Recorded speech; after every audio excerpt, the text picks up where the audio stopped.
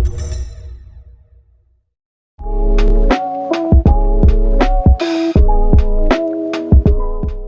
broadcast is now starting. All attendees are in listen-only mode.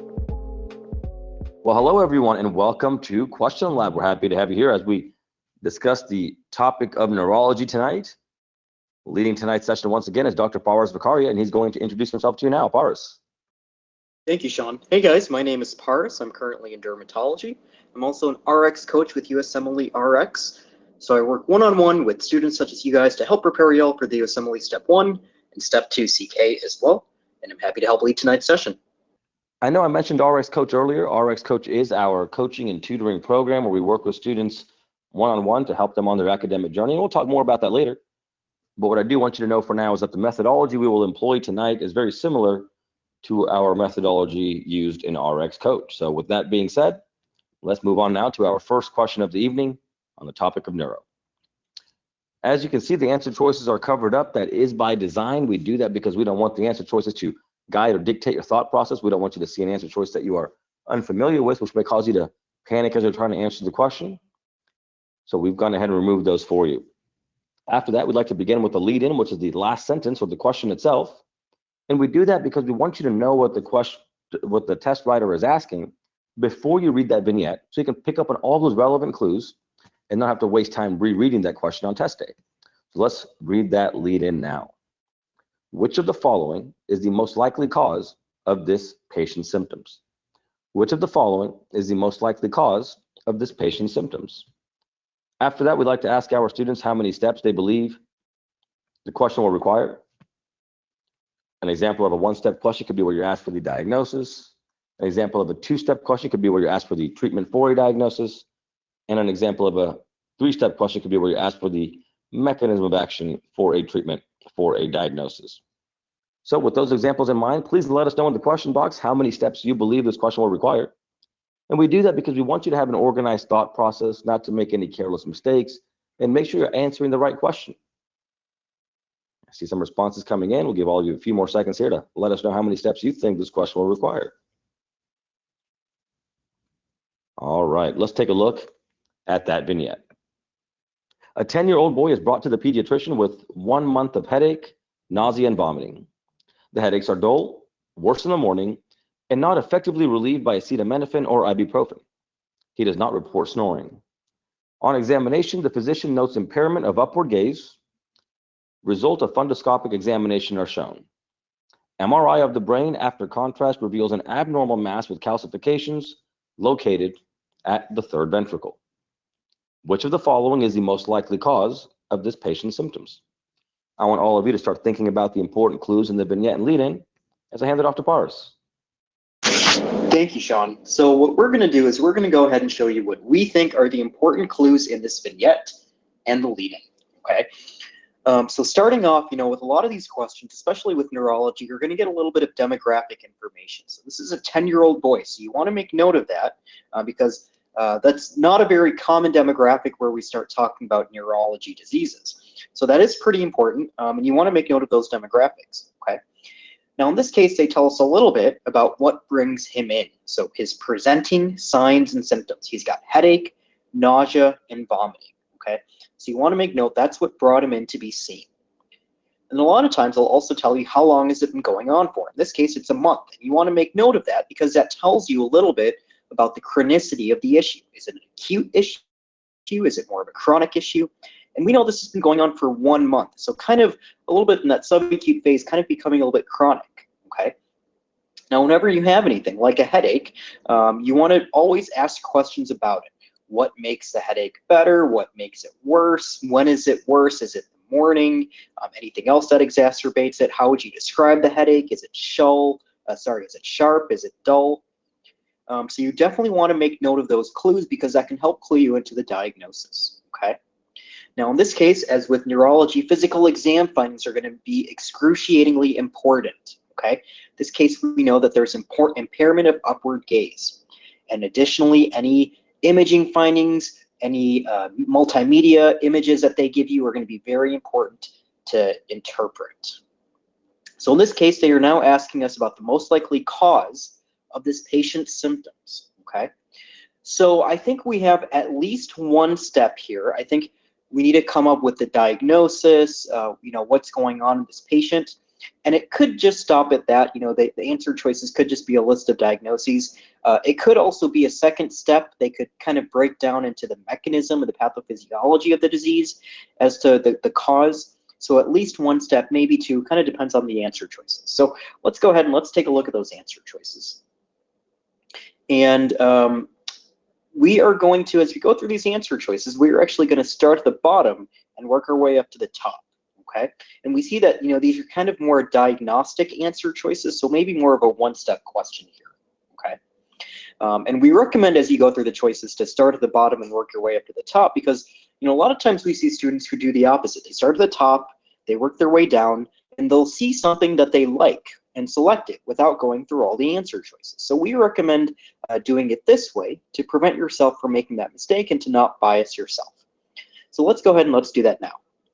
Answer choice E, pituitary adenoma. D, pineal tumor.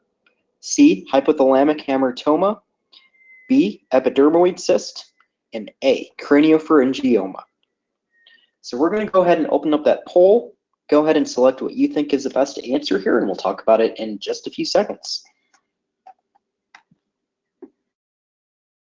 All right, everyone, well, the poll is open, and once again, we'll wait until about 2/3 of you have responded. As always, we do have a raffle at the end, so make sure you stick around because you must be present to win. I see the responses coming in. I'll give all of you a few more moments here to lock your answers in.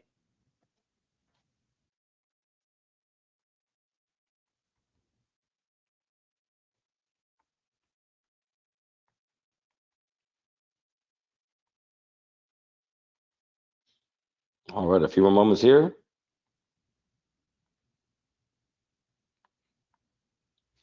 And let's take a look and see what you selected. 41% of you selected craniopharyngioma, and 31% of you selected pineal tumor. So let's take a look and see what the correct answer is.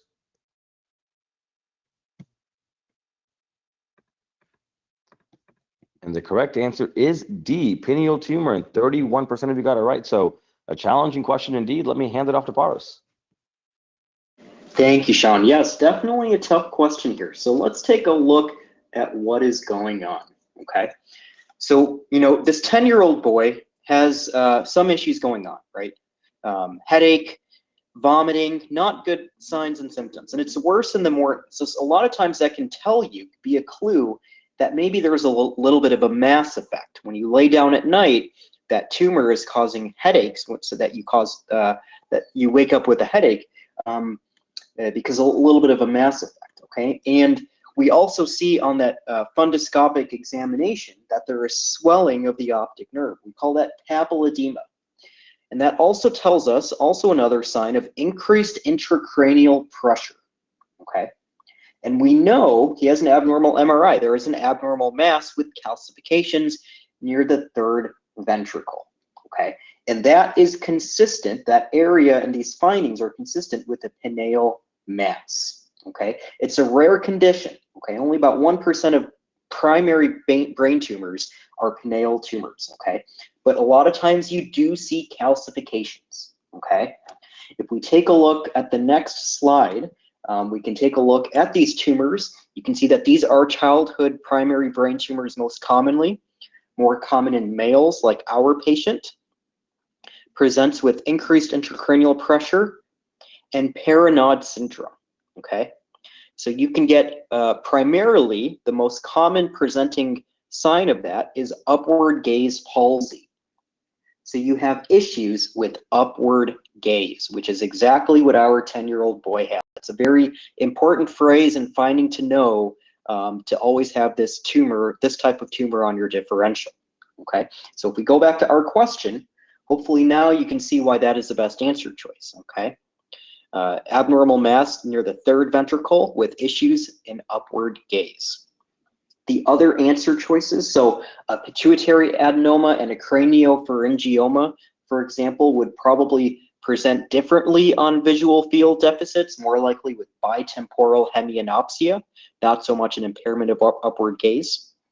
A hypothalamic hamartoma, that would cause more issues with seizures. You would also have endocrine abnormalities. An epidermoid cyst, usually a little bit more closer to the layers of the skin, and wouldn't cause intracranial pressure to be increased necessarily. So the best answer choice here is answer choice D. Well, thank you very much, Paras. Great job, everyone. Let's move on now to our second question of the evening. Once again, the answer choices have been removed. That is by design, and we will begin with the lead-in. Which of the following additional physical findings is most likely in this patient? Which of the following additional physical findings is most likely in this patient?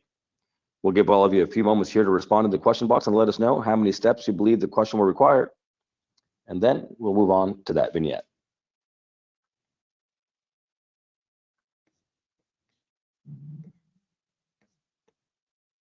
All right, I see some responses coming in.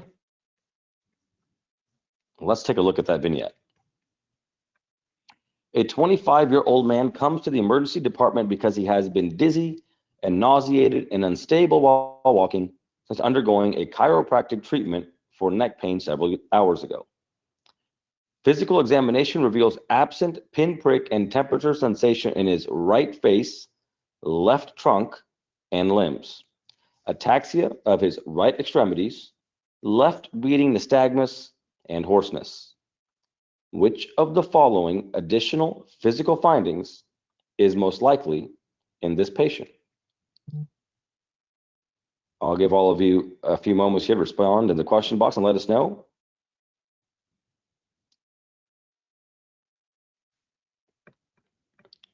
Let all of you start thinking about what is important in the vignette and lead in as I hand it off to Paras. Thank you, Sean. So once again, we are going to go ahead and show you what we think are the important clues in this vignette and the lead-in, okay? So now we've got a little bit of a more adult case, a 25-year-old male. And he has been dizzy and nauseated and having difficulty walking, okay? Those are his presenting signs and symptoms. And we know in terms of chronicity, this is a little bit more of an acute issue several hours ago, okay? Now, they also gave us an important clue in the very first sentence, undergoing a chiropractic treatment for neck pain, okay? Whenever they give you something like that, that's not your usual, age, presenting signs, symptoms, whenever they give you something like that in the very first sentence, right off the bat, you always have to wonder, how is that playing a role? You definitely want to make note of that, okay? A lot of times they'll say, this was a 40-year-old alcoholic patient, and that alcoholism is playing a role in the condition, okay? Again, this is a little bit of a shorter question. You can see it's just that and physical exam findings, okay? So you want to make note of the physical exam findings in this question that can maybe help you localize neurologically where the deficit is or what is going on, okay? So you want to make note of those physical exam findings, and you want to see how you can tie them together. So in this question, they're asking us about additional physical exam findings most likely. So I think we've got a two-step question here. I think one, based on the vignette, we've got to figure out what is going on in this patient, okay? What's the diagnosis, the syndrome, the condition? And then two, what is an additional physical exam finding that we could see in this patient, okay? So let's go ahead and let's take a look at those answer choices. Once again, we are going to start at the bottom and we're going to work our way up to the top. Answer choice E, right-sided ptosis and meiosis. D, inability to recognize the left side of his body. C, hyperreflexia of the left extremities. B, diminished vibratory sensation in the right extremities. And A, deviation of the tongue to the right. So we're going to go ahead and open up that poll. Go ahead and select what you think is the best answer here, and we'll talk about it in just a few seconds. Well, thank you very much, Paras. The poll is open. Remember that you should never leave a question blank on test day. If you're not sure what the answer is, just take your best guess. And tonight, if you're not sure, don't worry. Take your best shot. We'll go over the incorrect and correct answers later. You should never leave a question blank on test day because there is no penalty for guessing, like I said. So might as well roll the dice and pick something, and maybe you'll get it right.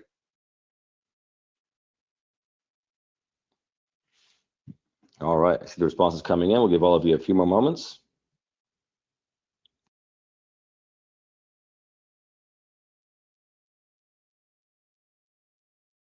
About half of you have responded so far. Looks pretty close.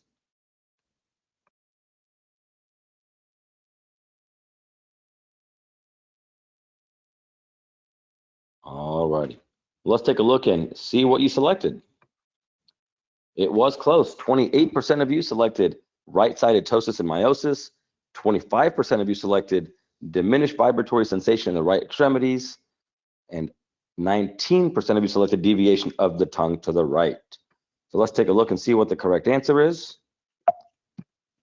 And the correct answer is E, right-sided ptosis and meiosis. 28% of you got it right.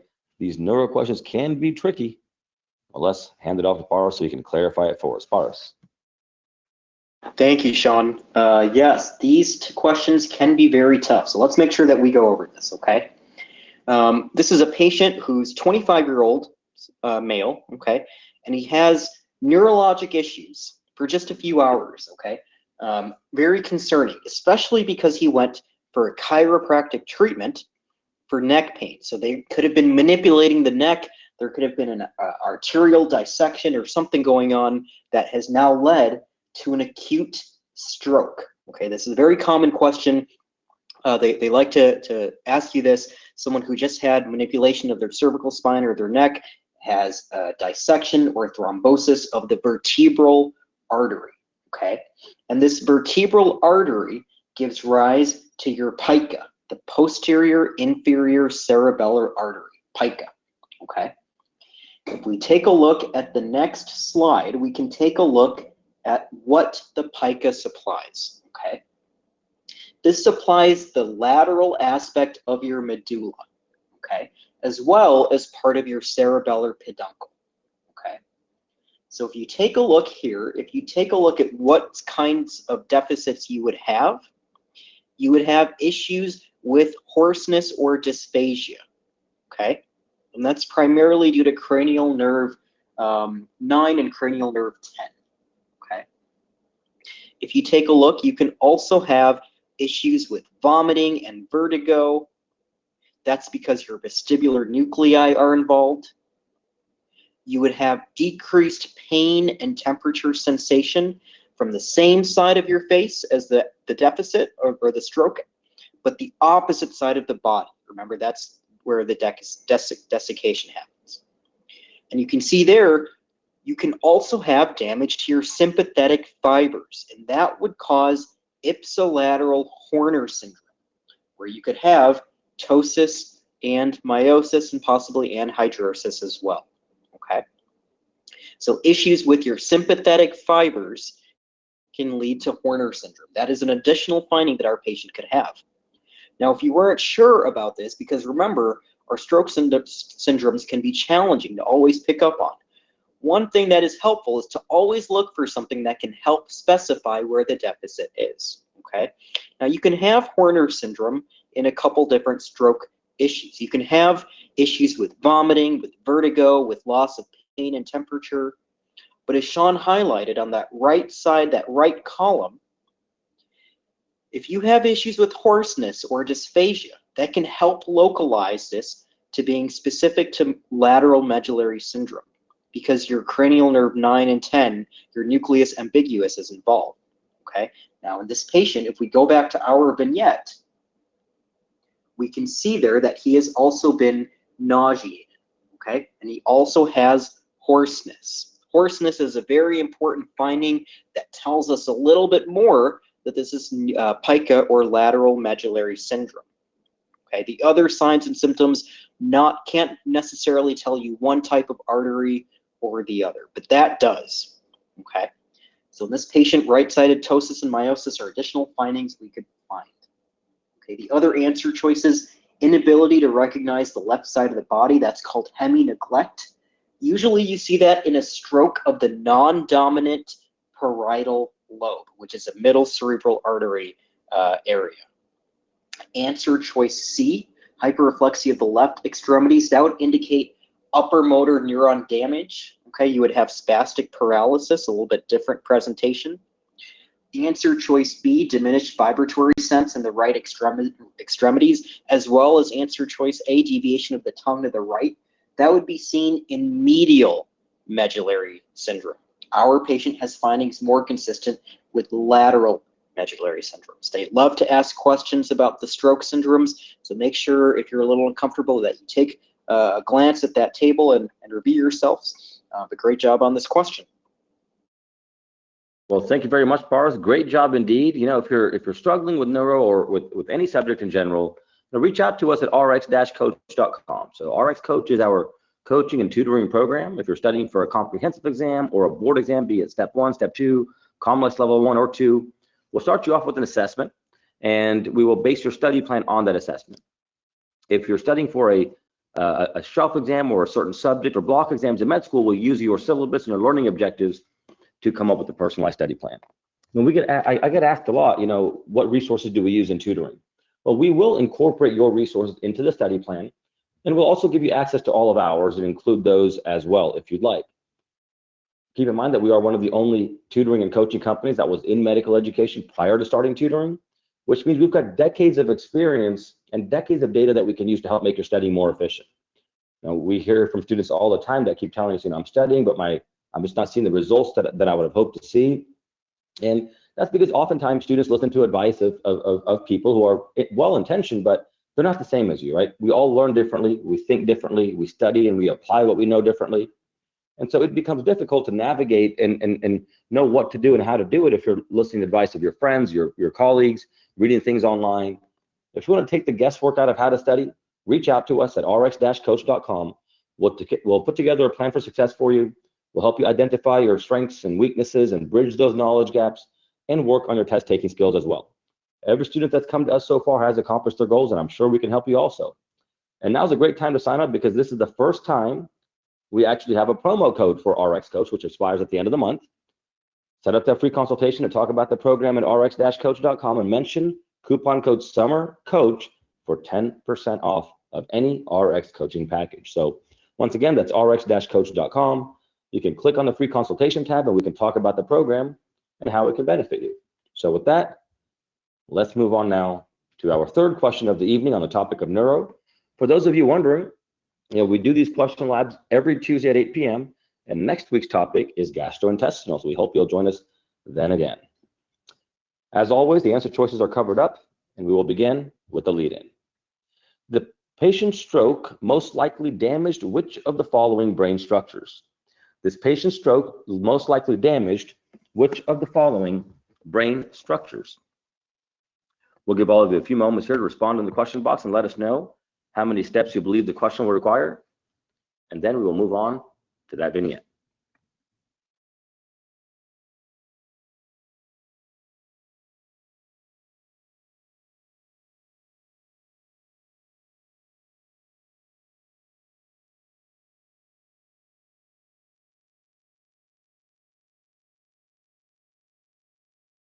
All right, I see some responses coming in. Let's take a look at that vignette. An 87-year-old right-handed woman is brought by her husband to the emergency room after she suddenly mispronounced multiple words. For example, she said, "We need to go shipping today, and I think we are out of laundry detergents," instead of laundry detergent.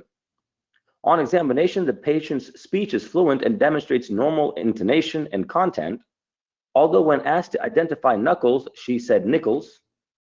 She could follow complex 3-step commands such as close your eyes and touch both shoulders 2 times with 2 fingers. However, when asked to repeat individual words or the phrase, no ifs, ands, or buts, she is unable to do so. This patient's stroke most likely damaged which of the following brain structures? Sparse. Thank you, Sean. So once again, we are going to go ahead and show you what we think are the important clues in this vignette and a lead-in, okay?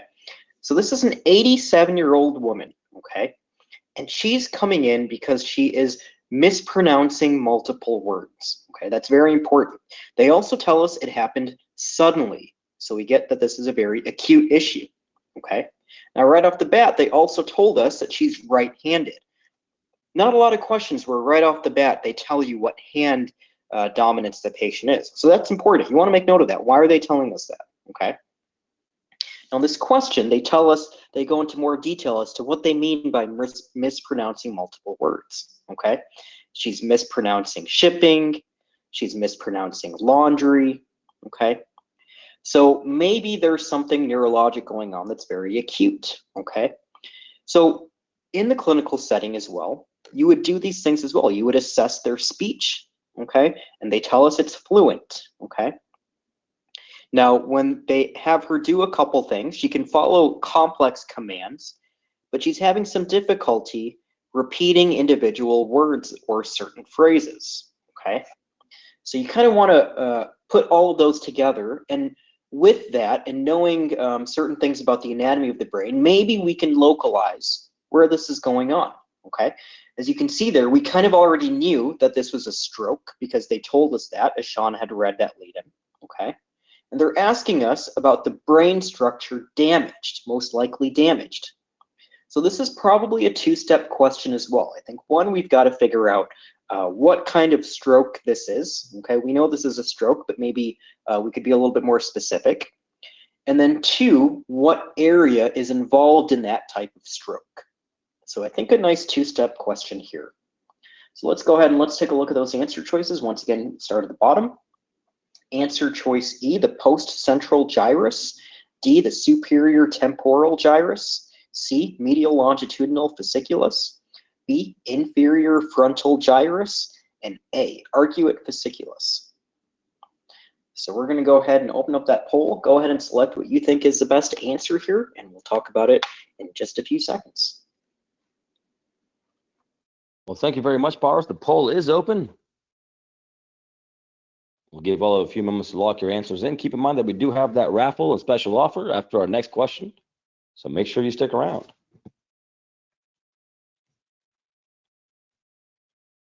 Looks like we have a clear favorite so far with this choices. About half of you have responded.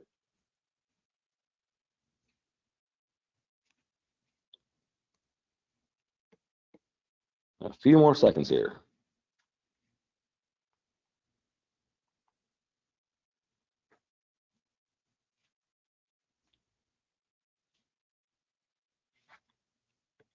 All righty.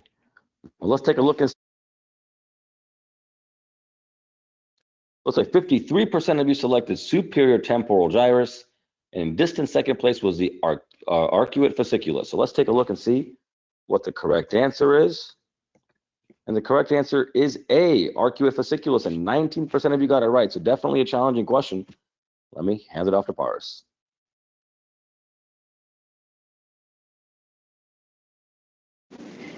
Thank you, Sean. Sorry, give me 1 second.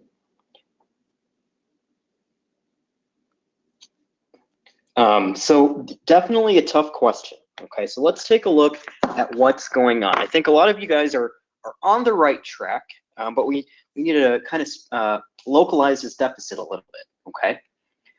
So this patient, as you can see, is having some difficulties with certain parts of speech, okay? Mispronouncing multiple words, okay? But the main deficit here is repetition. She has an inability to repeat sentences, okay?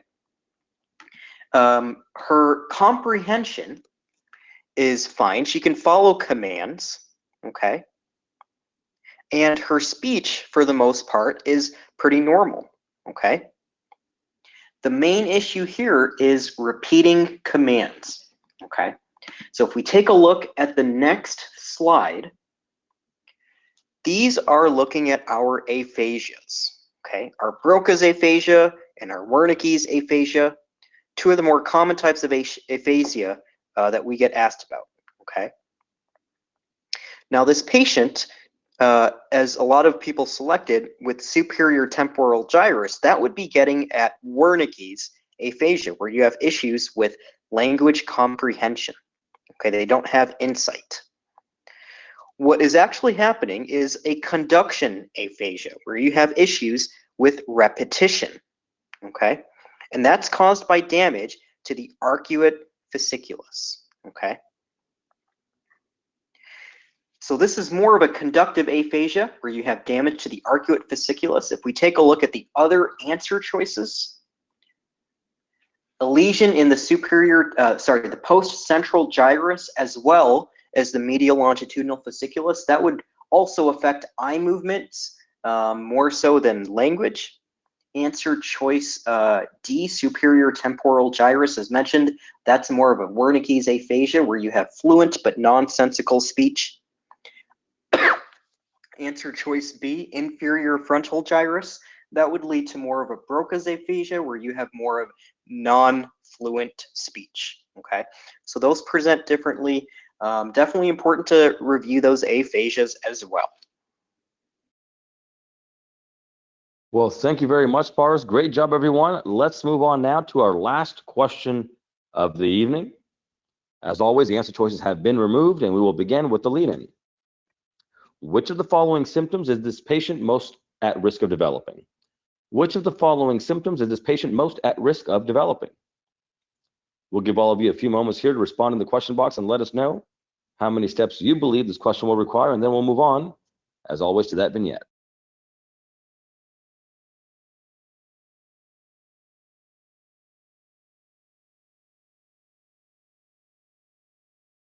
All right, I see the responses coming in. Let's take a look at that vignette. A 61-year-old man comes to the clinic with a prickling sensation in his toes and tripping while walking for the past 6 months. He has type 2 diabetes mellitus, variably controlled with metformin. His recent hemoglobin A1C was 9%. On physical examination, he has diminished proprioception, light touch sensation, and vibratory sensation in his feet. Which of the following symptoms is this patient most at risk of developing? Paris. Thank you, Sean. So let's go ahead and let's take a look now at this question, okay? Now we've kind of done this 4 times, going through what we think are those important clues, both in the vignette and the lead-in, okay? So hopefully you guys are also picking up on that, and when you go and you highlight throughout your vignette and lead-in, you're kind of picking up on some of those important things. And so this is a 61-year-old male, okay? And again, his presenting signs and symptoms we want to make note of, okay? And also the duration, the past 6 months, okay? Now they give us his past medical history, diabetes, and whenever they tell you, something is well controlled or not well controlled, that's also not something that is very common. So you want to ask yourself, so why are they telling us that it's not well controlled or variably controlled, okay? And again, you want to make note of any other important lab findings and physical exam findings like we did here. Now they're asking us about the following symptoms that this patient is at risk of developing, okay? So I think we've got to figure out, 1, what is going on in this patient, what's the condition, what's going on, and then 2, what is another symptom that this patient is at risk of developing, okay? So let's go ahead and let's take a look at those answer choices. And once again, we will start at the bottom and work our way up to the top. E, tremor. D, muscle twitching. C, muscle cramps. B, dystonia. And A, dizziness when standing up. So we'll go ahead and open up that poll. Go ahead and select what you think is the best answer here, and we'll talk about it in just a few seconds. All righty, well, the poll is open for our last question of the evening. Let's try to finish strong. Next week's topic, once again, is GI, and we hope you'll join us.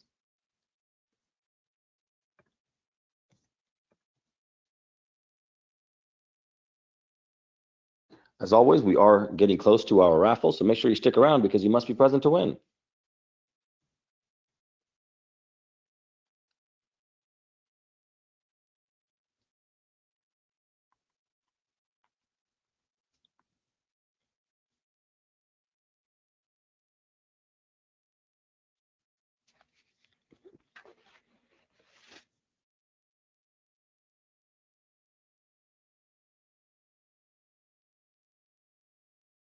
All righty, a couple seconds here. It looks like a lot of you responded, so let's take a look and see what you selected. 37% of you selected dizziness when standing up, and 20% of you selected muscle cramps.